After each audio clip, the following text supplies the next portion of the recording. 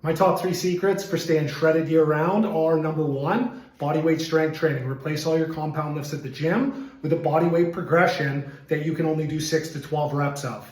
Number 2, some sort of lifestyle fasting.